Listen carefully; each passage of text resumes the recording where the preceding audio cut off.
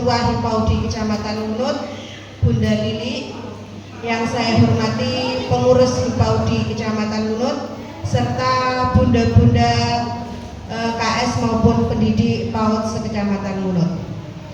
Pertama-tama, marilah kita panjatkan puja serta puji syukur kita kehadirat Allah Subhanahu wa Ta'ala yang mana telah melimpahkan nikmat sehat kepada kita semua, sehingga pada hari ini kita bisa bertemu dalam rapat rutin Hipaudi Kecamatan Ngunut.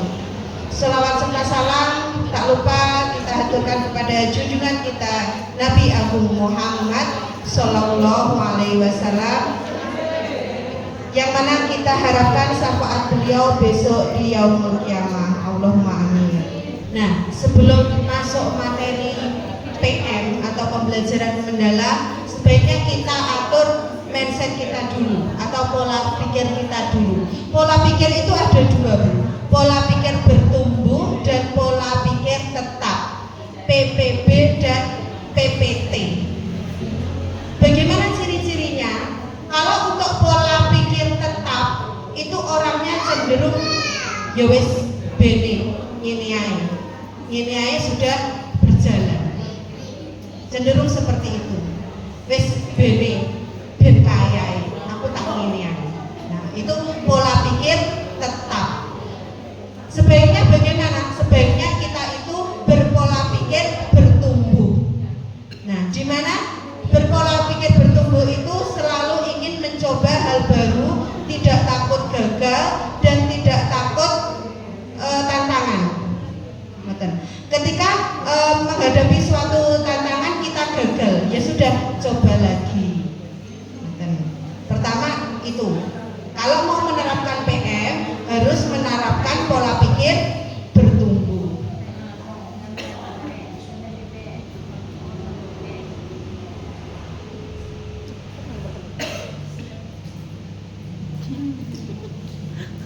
Nah, ini contohnya, Bu. Pola pikir tetap. Ya sudah, sini Bu Guru bantu, nanti kamu tinggal tiru saja. Ini kalau ke anak-anak. Mungkin ada anak yang tidak bisa. Bu, ini gimana? Ya sudah, sini aja, Bu Guru yang bantuin. Nah, itu pola pikir tetap. Kalau pola pikir bertumbuh gimana? Ayo sayang, kamu pasti bisa. Dicoba lagi. Itu memberi motivasi. Nanti Bu Guru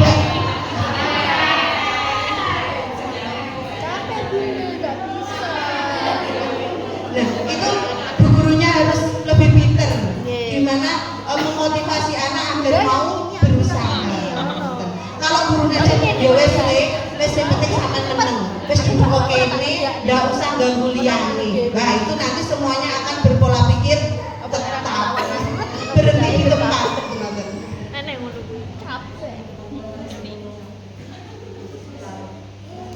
Nah, pola pikir itu menjadi dasar atau fondasi untuk melangkah ke tingkat selanjutnya, yaitu membentuk keterampilan dan alat untuk mencapai tujuan. Semuanya itu tujuan itu kan dari pola pikir kita. Kalau kita sudah berpola pikir tetap, bagaimana mau menggapai tujuan? Ngoten nggih, Ibu. Kalau tujuannya mau ke Surabaya, semisal kita berpola pikir tetap, engko suwara ning dalan, numpak sepur, dadak ganti lem. Nah, itu kan tidak bakal bisa mencapai tujuan. Kurang peranan budaya ya benar. Ini kerangka kerja PM pembelajaran mendalam, yaitu ada dimensi profil lulusan yang sudah tahu ya Ibu-ibu, ada 8. Ini yang membedakan dari kurikulum merdeka, yaitu ada di, kalau di kurikulum merdeka kemarin ada berapa, Bu? 5. Belajar Pancasila itu ada berapa, Bu? Berapa ya? Oh, itu.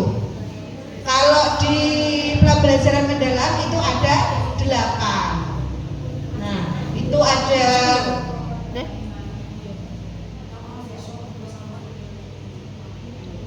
Kiro lupa Siro lupa 678 ya, Bu. Ada keimanan dan ketakwaan, kewargaan, penalaran kritis, kreativitas, kolaborasi, kemandirian, kesehatan, dan komunikasi.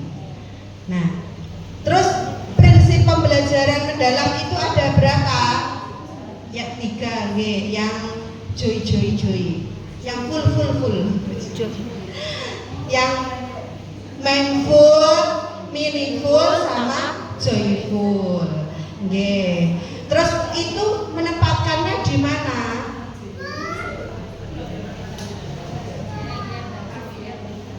Semuanya Ibu dalam dari awal panjenengan mulai membuat membuat KSP itu harus sudah menerapkan berkesadaran, bermakna, dan menggembirakan. Itu harus sudah diterapkan. Kerangka pembelajarannya ada 4, yaitu praktek pedagogis, lingkungan pembelajaran, kemitraan, dan pemanfaatan digital. Ini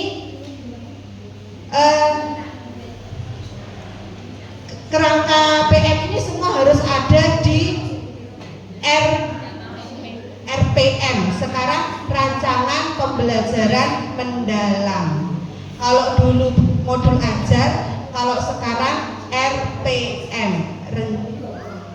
rancangan pembelajaran mendalam. Nanti saya tampilkan juga contoh RPM-nya seperti apa. Pedagogis itu isinya metode, terus metode, strategi, kemudian pendekatan yang dipakai dalam pembelajaran itu apa? Itu masuk di praktek pedagogis. Kalau lingkungan pembelajarannya yang seperti apa? Nanti diceritakan di situ di RPM-nya. Kemitraan pembelajaran, yaitu bersama siapa? Mungkin bermitra dengan pabrik tahu. Mungkin RPM hari itu atau minggu itu tentang topik tahu. Otomatis kemitraannya kan dengan pabrik tahu. Pemanfaatan digital, mungkin nanti di awal untuk menerapkan memahami anak-anak mengumpulkan informasi bisa dengan menampilkan video. Itu pemanfaatan digital. Pengalaman pembelajarannya ada 3, yaitu yang memahami, mengaplikasi, merefleksi. Dalam pembelajaran mendalam atau RPM-nya, memahami, mengaplikasi, merefleksi, ini tidak untuk 1 hari. Mungkin kita dulu pembukaan, kemudian ada inti, ada penutup. Pembukaannya memahami, intinya mengaplikasi, penutupnya merefleksi.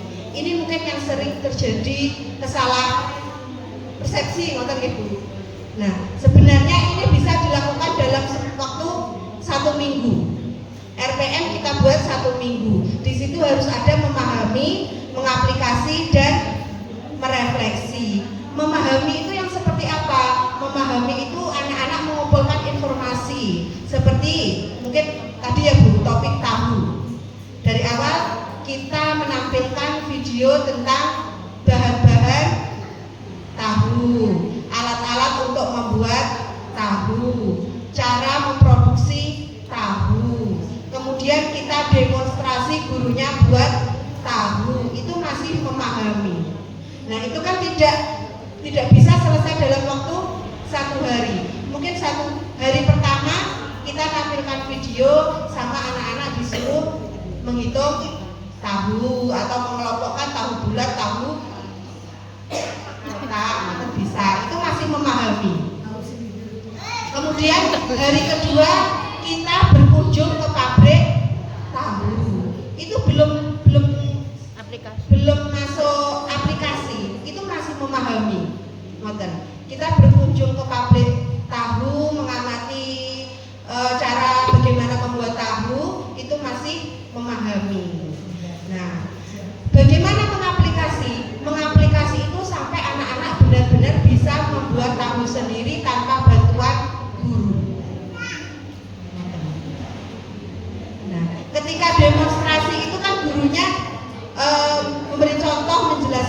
nggih. Ini pertama kedelai digiling. Itu anak-anak memang bentuknya masih klasikal, ngoten. Nanti diharapkan waktu mengaplikasi anak-anak sudah di kelompok atau sentra, ngoten. Mungkin kalau di TK sudah di sentra nggih. Kalau di PAUD kan masih kelompok, ngoten kebanyakan. Nah, nanti ketika anak-anak sudah mengaplikasi, anak-anak benar-benar bisa membuat tahu sendiri tanpa bantuan guru. Bahkan di rumah bersama keluarganya, anak-anak bisa mempraktekkan cara membuat tahu. Itu yang dimaksud mengaplikasi. Kemudian hari selanjutnya, hari ke-3, ke-4, nah itu mengaplikasi lagi. Mungkin tahu itu bisa lagi diolah selain hanya tahu goreng atau tahu putih, bisa lagi dibuat makanan atau cemilan yang lain diolah, kemudian dimodifikasi, dicampur dengan sayur atau lainnya. Itu mengaplikasi. Kemudian merefleksi itu bagaimana? Merefleksi ini anak-anak mampu menceritakan dari pertama awal membuat tahu, menceritakan kembali urutan-urutan membuat tahu sampai mereka bisa mempacking atau menjual hasil tahu itu.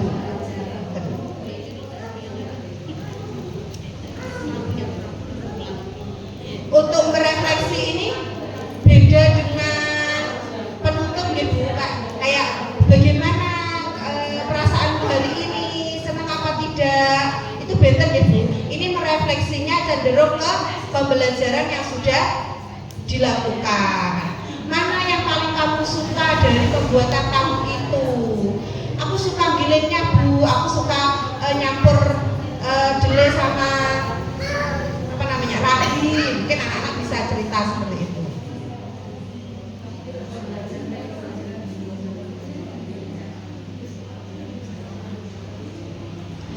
Nih, iki wau Bu nggih, praktek pedagogis.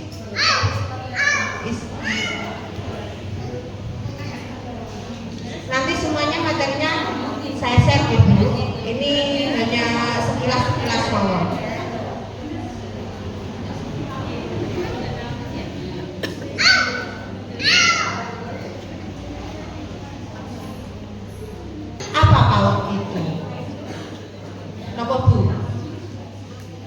Yang bisa membantu menjawab nopo to PAUD itu?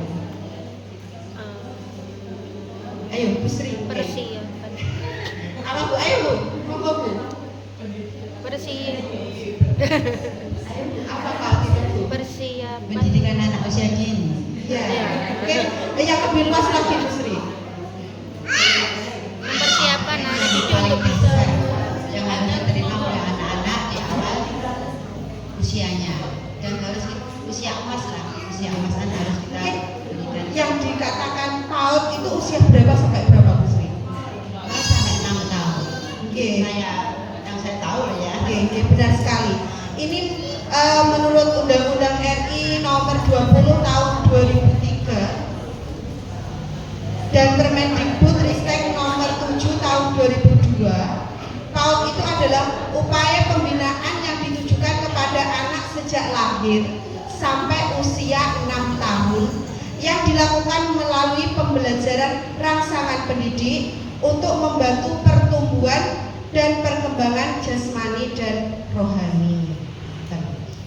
Nah ini Bu, kita itu sangat alhamdulillah luar biasa nih Bu, diparingi sabar, diparingi ikhlas, karena anak-anak PAUD mungkin perlu pendekatan yang luar biasa.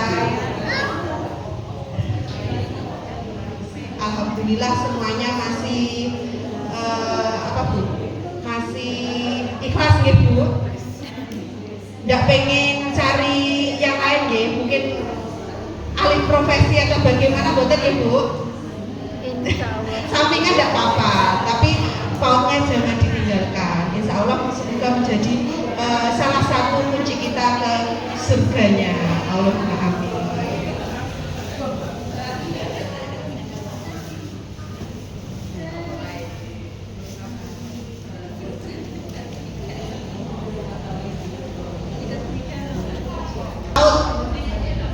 Ini ada banyak sekali Ibu. Meningkatkan indeks pembangunan manusia, memperbaiki derajat kesehatan dan gizi, mengurangi angka buta huruf, meningkatkan mutu pendidikan, kesiapan anak memasuki pendidikan lebih lanjut. Nah, ini salah satunya yang paling dasar Ibu. Berbeda anak-anak yang sudah disekolahkan PAUD sama anak-anak yang tidak sekolah PAUD itu pasti berbeda. Mengurangi angka mengulang atau repeater. Kemudian mengurangi angka putus sekolah, mempercepat pencapaian wajib belajar.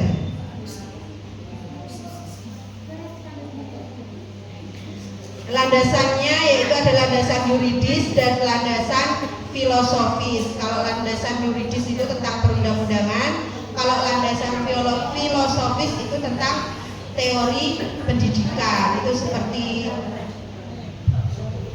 siapa? John Piaget. Ini sama dengan yang diterbitkan pemerintah, bukunya bisa diakses. Nah, apa saja yang harus ada di RPM?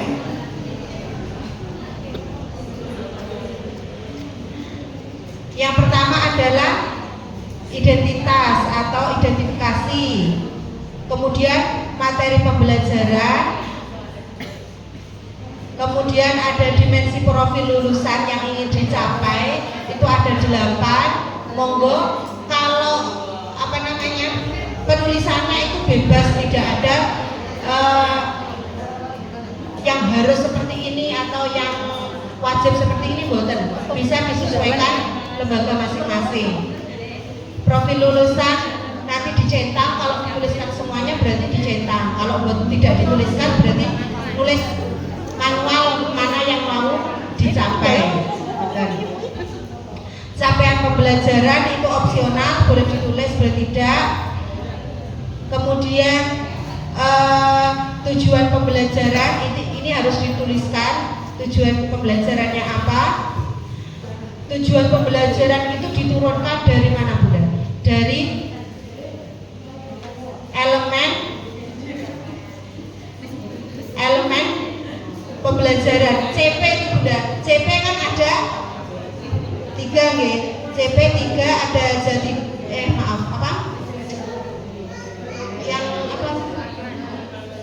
kepada Tuhannya Maha Esa Kompeten.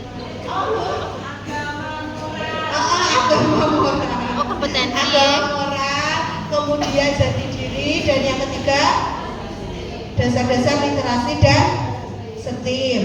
Nah, 3 itu ada turunannya. CP diturunkan jadi elemen pembelajaran. Elemen diturunkan menjadi sub elemen, kemudian turun lagi jadi indikator, kemudian turun lagi jadi tujuan pembelajaran. Nah, kalau elemen pembelajaran itu tidak boleh diganti, harus ikut sama yang punya pemerintah. Yang nilai agama dan budi pekerti itu ada 5 elemen.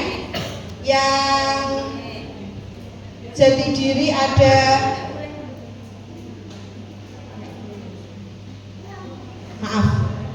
yang nilai agama ada 4, kemudian yang jati diri juga 4, yang dasar-dasar literasi itu ada 5. Ini tidak boleh mengganti kata-kata yang sudah diterbitkan pemerintah. Kalau yang sub elemennya gimana? Boleh, tidak apa-apa. Indikatornya gimana? Tidak apa-apa diganti. Tujuannya juga diganti, boleh.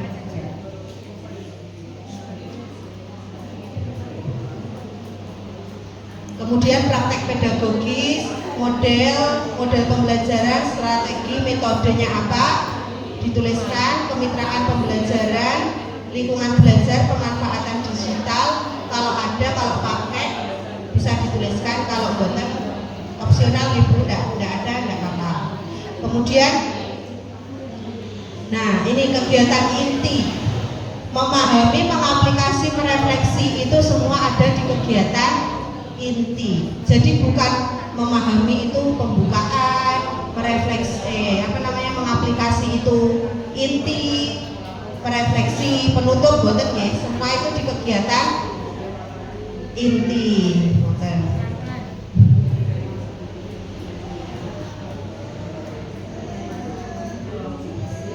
Langsung saya tampilkan contohnya Ibu. Asal sekolahnya TK Keimanan dan Ketakwaan aja lah. Ini tamat kelompok saya. Topiknya apa? Topiknya binatang unggas, fek yang bermanfaat. Identifikasi peserta didik. Ini kita ceritakan keadaannya anak di peserta didik. Dari 15 anak ada 5 anak usia berapa atau bagaimana bisa diceritakan di situ, ditulis. Materi pembelajarannya apa, dimensi profil lulusannya apa yang dicapai, tinggal nyetak.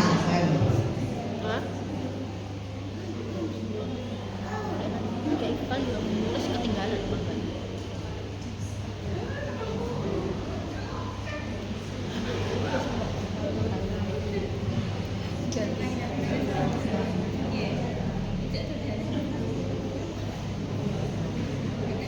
Nih, desain pembelajaran, capaian pembelajaran. Capaian pembelajaran itu apa yang ditulis? Itu dari elemen pembelajaran. Dari elemen pembelajaran dituliskan di situ. Tujuan pembelajaran. Tujuan itu turunan dari elemen dan indikator. Jadi sebenarnya sama Bu, nilai agama dan budi pekerti, murid menghargai alam dan seluruh makhluk hidup ciptaan Tuhan Yang Maha Esa.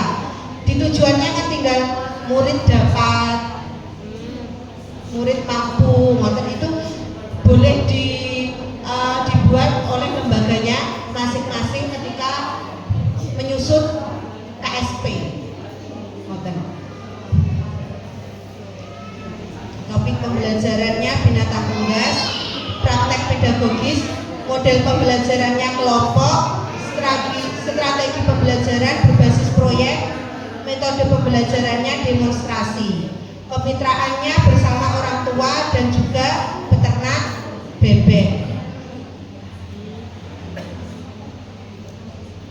Lingkungan pembelajarannya adalah ruang kelas yang fleksibel, area bermain, lingkungan outdoor, eksplorasi fisik, serta budaya belajar yang aman dan menyenangkan di setiap saat. Pemanfaatannya digital apa? Ditulis linknya video yang mau dipakai. Masuk ke pengalaman belajar atau RPM, rencana pelaksanaan pembelajaran mendalam langkah-langkahnya. Kegiatan awal, persepsi Ibu, pemanasan, salam, absensi, ice breaking, kemudian masuk kegiatan inti. Kegiatan inti yaitu memahami, mengaplikasi, dan merefleksi. Nah, ini dalam waktu 1 minggu. Maka langsung ditulis di sini. Jadi 2 lembar itu 1 minggu. Jadi lebih mudah. Ada menonton video bebek, mengunjungi peternakan bebek, menggambar bebas tentang bebek, itu masih memahami gitu.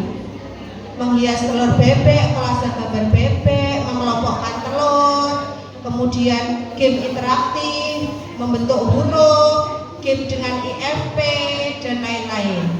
Mengaplikasinya apa?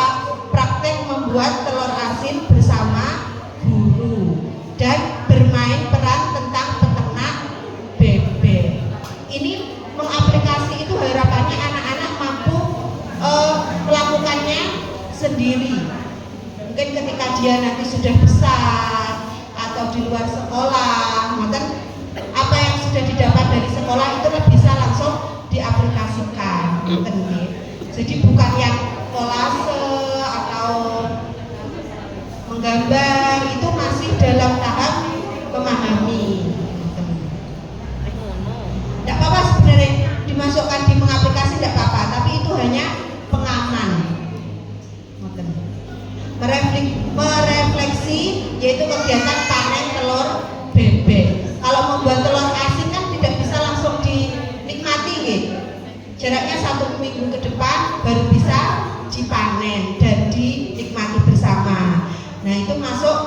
termasuk kegiatan merefleksi dari panen telur bebek sehingga anak-anak bisa cerita sendiri, diolah, dilumuri namanya Bu, bata merah sama garam itu jadinya nanti seperti apa. Padahal telur bebek kan sama-sama telur, rasanya sama-sama telur seperti telur ayam. Kenapa dijual itu kok asin? Itu kan sudah banyak tahapnya. Akhirnya anak-anak bisa menyampaikan sendiri, bisa paham dengan prosesnya sendiri, bukan hanya mendengarkan bunda atau mendengarkan guru. Nah, kemudian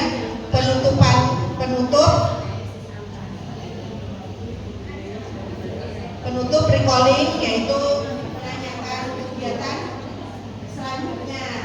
Mungkin dari habis belajar telur bebek kita pancing, jadi bukan guru yang menentukan kegiatan selanjutnya.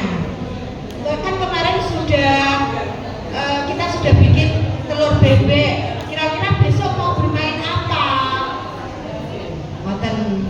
Nanti pasti ada yang bilang, Bu, bikin itu Bu, kemarin loh kita sudah jalan-jalan ke kandang bebek, kemarin loh di sana banyak baunya kok tidak enak ya Bu. Kan ketika refleksi suruh cerita dulu toh Bu, suruh cerita dulu, nanti kita gali untuk kegiatan selanjutnya. Nah, kenapa kok di kandang bebek itu bau?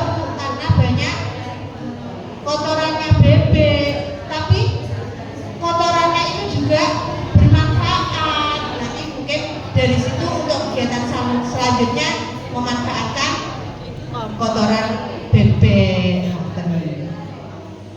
Jadi untuk pembelajaran itu berkesinambungan.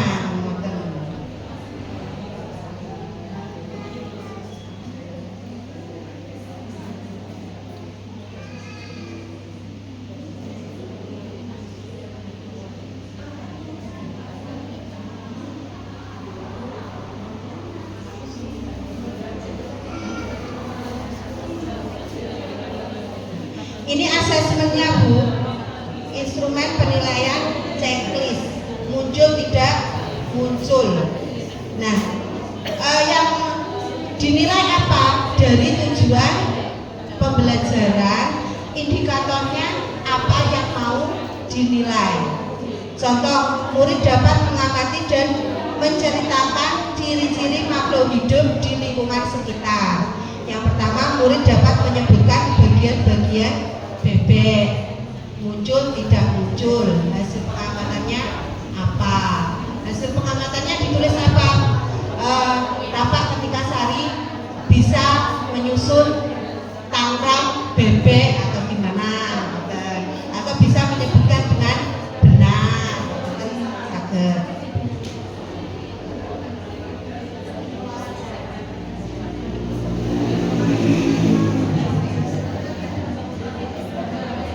asesmen penilaian itu ada berapa toh? Ada asesmen penilaian formatif dan sumatif. Kalau yang formatif itu yang kita lakukan sehari-hari, Ibu, anekdot, hasil karya, checklist, portofolio itu formatif. Kalau yang sumatif itu raport.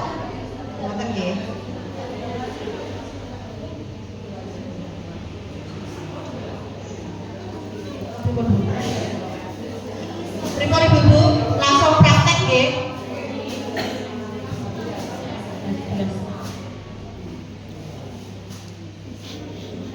Mungkin dari menyusun kegiatan itu kira-kira nanti memahaminya apa, mengaplikasinya apa, refleksinya nanti bagian apa, Ini saya kasih contoh tentang bebek, memahaminya itu ada buahnya sekali ya Bu. Memahami tidak harus selesai dalam 1 hari, bisa 3 hari, 2 hari, kemudian mengaplikasi dan merefleksi. Nanti seumpama kita bersama-sama membuat peta konsep RPM ngoten bisa nggih?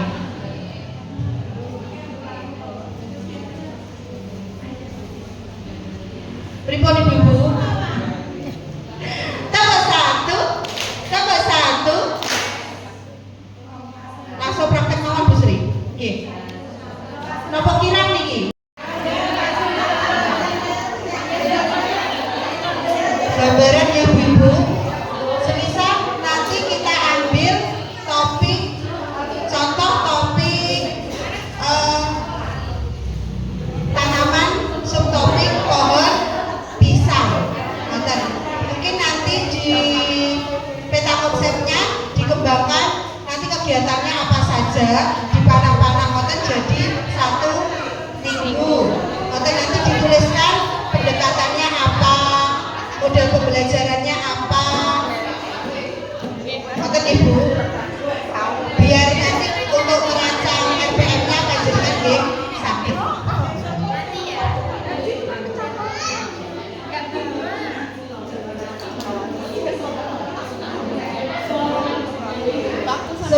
Semisal kalau contoh tanaman subtopik tanaman pohon pisang, nanti anak diajak ke pertama anak diajak ke mana itu namanya kebun pisang, kemudian